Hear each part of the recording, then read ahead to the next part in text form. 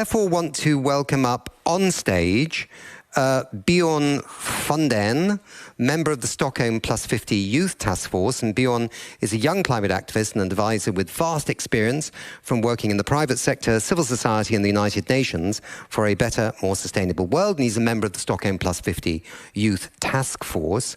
So welcome, Bjorn. I think you're going to make a keynote. So you've got the stage, you've got the floor, you've got the ceiling, you've got everything. Thank you so much. Thank you. Thank you so much, and I hope you're all feeling great out there, wherever you are watching from in the world. Honestly, I must say, I am exhausted. I am so tired of empty words and broken promises. And this week has been another week of the same. And I can't wait to get back to reality and make some real action happen. Because we are standing at an inflection point in human history. We are in a triple planetary crisis of ramping climate change, biodiversity loss, and air pollution. We have utterly failed in the way we are designing our societies and economic systems, where a small proportion of the world's population are living lavish lives, longing for meaning, with mental illnesses and suicide rates on the rise, paid for by taking away from the lives and livelihoods of the poor, the marginalized, the environment and future generations. What decisions and actions we form now will shape the future for decades to come, as we deal with these existential threats to us, the youth, the children, and us as a species on this planet. But this is not something new to you, neither to the world leaders or to the rich and powerful, yet it seems like the message has still not been understood, or it is being intentionally ignored. It's like we're all on the Titanic. We have already hit the iceberg. We already have millions of people dying in the cold water as the rich continue mingling, drinking their champagne and talking about how charitable they are, fully aware of the future awaiting the rest of us if we do not act right now. Now, Stockholm+50 was supposed to deal with this problem, to rebalance our relationship with nature, to take stock of our progress as we are halfway into the implementation of the 2030 Agenda and the Sustainable Development Goals, and to shape a healthy planet and prosperity for all. Large and beautiful words and visions of what we need to achieve as a global collective. And as youth and the Stockholm+50 Youth Task Force, we have been working tirelessly over the last year to ensure that this conference could be a success. The Youth Task Force, comprised of over 50 young people from across the world, from various constituencies and organizations, we have been working to amplify the voices of youth, to collect their engagement, their views and their perspectives of hundreds and thousands of youth all across the globe, to bring these perspectives into the meeting and to constructively demand the radical changes we need. Collected in this holistic global youth policy paper, which we for the last few weeks have been pushing world leaders to read, reflect upon, and to recognize and to deliver on beyond and during Stockholm+50. And I am incredibly pleased and happy to see that this policy paper has been recognized as one of the official outcomes from the Stockholm+50 conference, recognizing the intergenerational responsibility as a cornerstone of sound policy making, the critical role of young people and environmental action, calling upon the multilateral environmental funds to include youth-inclusive parameters in funding schemes, and taking steps to ensure ease of access of funds for youth-led organizations working on environmental actions. these are some great outcomes from the Stockholm+50 conference. Now, clearly, this is not even close to being good enough.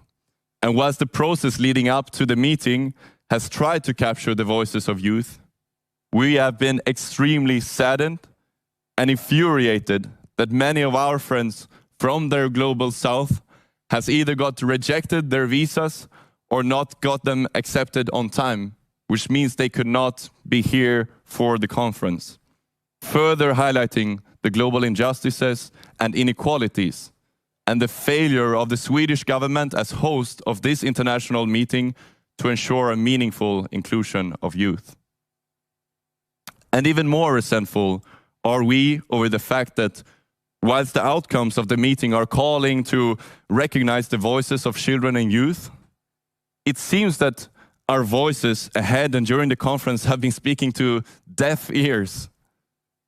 Because even though we have heard the call in every single meeting to criminalize large-scale environmental destruction, ecocide, and include it under the Rome Statute of the International Criminal Court, we don't see it mentioned anywhere in the final outcomes of the conference.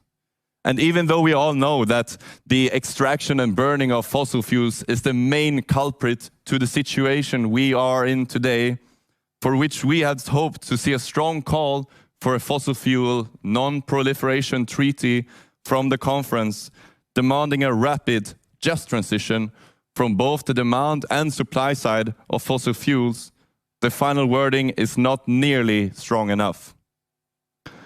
And even though there is a reference to alternative measures beyond GDP growth towards circular, inclusive economies that can really deliver on the well-being of both social and environmental factors, it's not even nearly to being the transformative actions that will really change the direction of this ship and our future to bring us closer to nature. Because far too long, we have been trying to separate ourselves from nature. But we are nature and nature is us.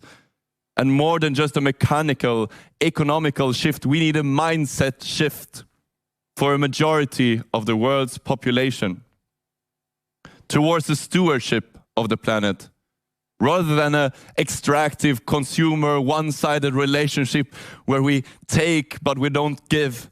So it's time now to start giving back, to protect and restore, renew our relationship with nature and the environment and revitalize the ecosystems lost.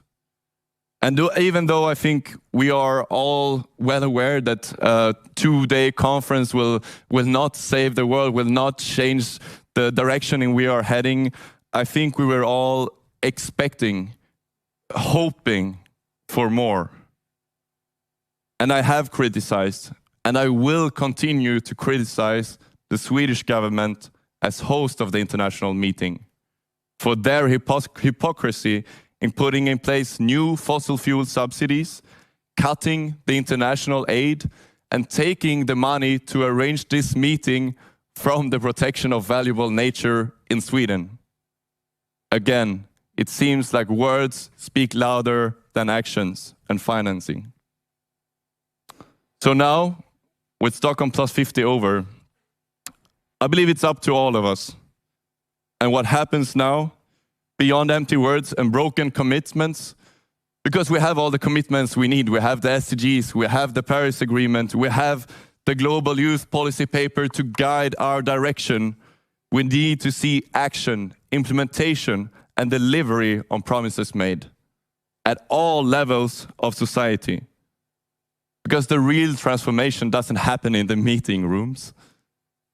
And whilst the top 1%, the rich and the powerful, have a disproportionate impact on the development of the world, and as such also have the largest responsibility, we must all support and demand this action from every country, every sector and society in the world to really reshape our economies, to hold our government and business leaders accountable for their corrupt practices and tax evasions that erodes the foundations of our society, to halt biodiversity loss, to protect our ecosystems, to rapidly reduce emissions and to compensate those vulnerable and most marginalized, including by setting up a loss and damage facility at COP27, knowing that irreversible damages have already been done.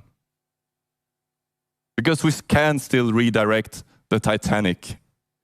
We can create a better world for ourselves and our children.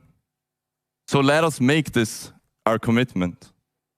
Here on World Environment Day, the 5th of June, 2022, to not give up on the fight, but rather to strengthen our efforts, to work together to amplify the voices of those unheard and to safeguard our planet for the youth, the children, and future generations. Because we are today, we are tomorrow, and we will shape the future. Let's do it together. Thank you.